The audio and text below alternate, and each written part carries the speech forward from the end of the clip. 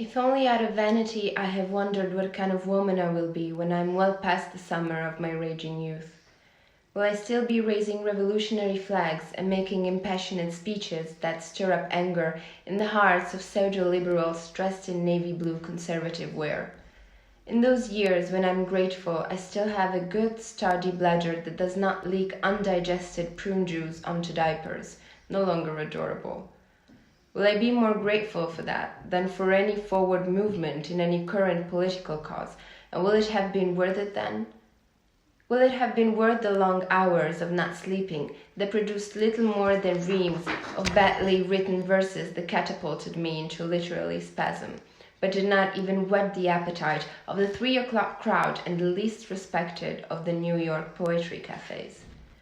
Will I wish then that I had taken that job working at the bank, or the one to watch that old lady drool all over her soft-boiled eggs as she tells me how she was a raving beauty in the 60s, how she could have had any man she wanted, but she chose the one least likely to succeed, and that's why, when the son of a bitch died, she had to move into this place because it was government subsidized.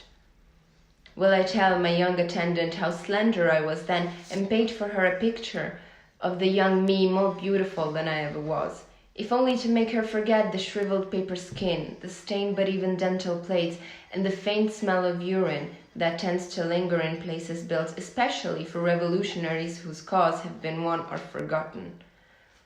Will I still be lesbian then, or will the church or family finally convince me to marry some man with a smaller dick than the one my woman uses to afford me violent and multiple orgasms? Will the staff smile at me, humor my eccentricities to my face, but laugh at me in their private resting room, saying she must have been something in her day?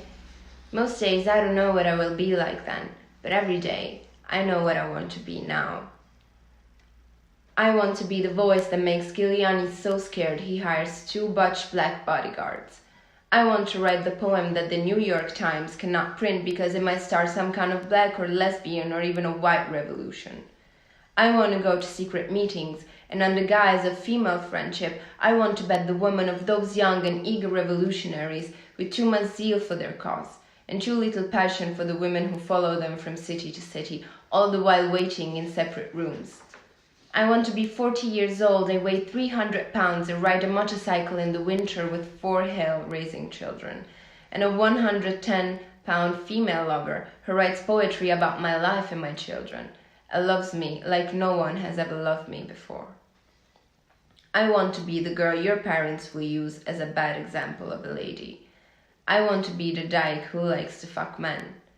I want to be the politician who never lies. I want to be the girl who never cries.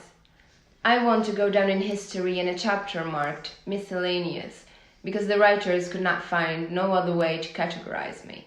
In this world where classification is key, I want to erase the straight line so that I can be me.